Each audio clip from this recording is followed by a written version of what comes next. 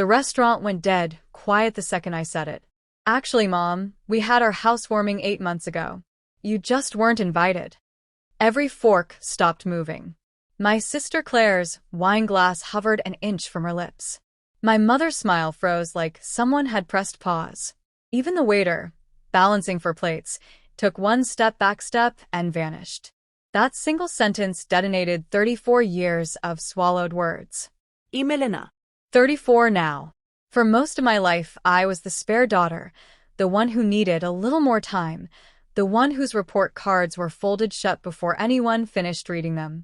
Claire, 2 years older, was the headline. I was the footnote. Same house, same mother, same dinner table, different universes. After the divorce, Mom married Richard.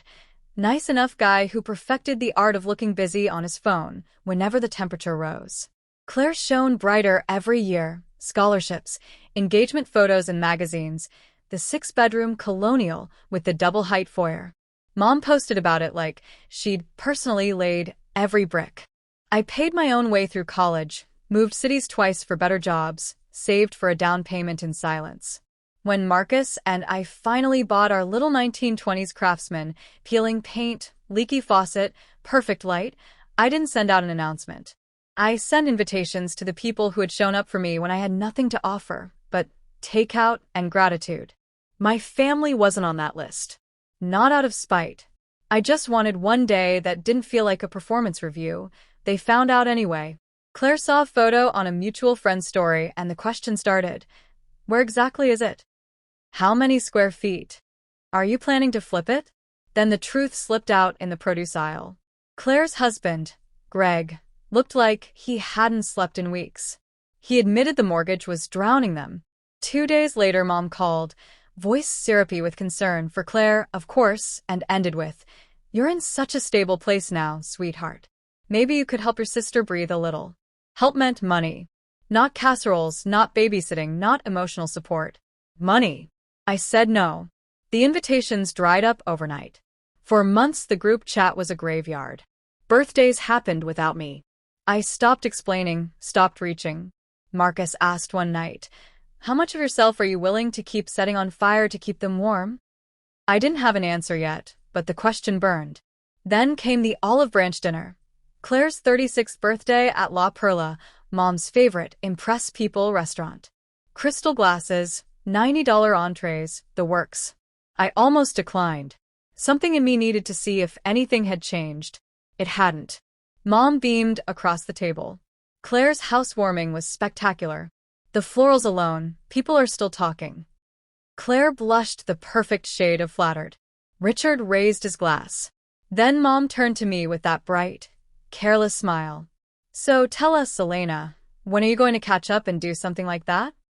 The old me would have laughed it off, changed the subject, gone home, and cried in the shower. This me set my napkin down like I was laying down a weapon. "I already did," I said, voice steady enough to cut glass. 8 months ago. Great turnout. Live music, string lights in the backyard, the whole thing. You weren't there because I didn't invite you. Mom's mouth actually opened and closed like a fish. Claire's eyes went wide. Richard finally put his phone face down. "What do you mean you didn't invite us?" Mom whispered. "Exactly what I said. I invited the people who love me whether I'm winning or losing."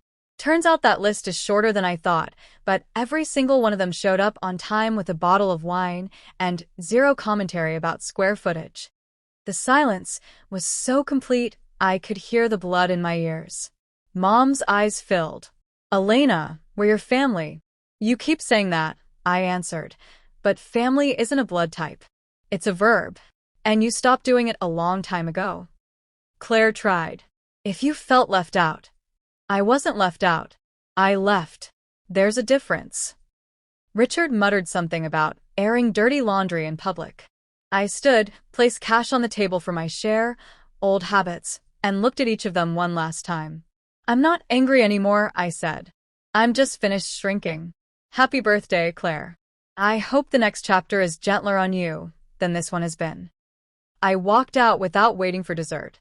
The fallout was quiet. Claire sold the big house 6 weeks later. Mom sent one text that said only, I'm sorry you feel that way. I left it on read. Some doors, once you close them, you don't reopen just because someone finally notices they're shut. Marcus and I repainted the kitchen last weekend. Soft sage, the color of new beginnings.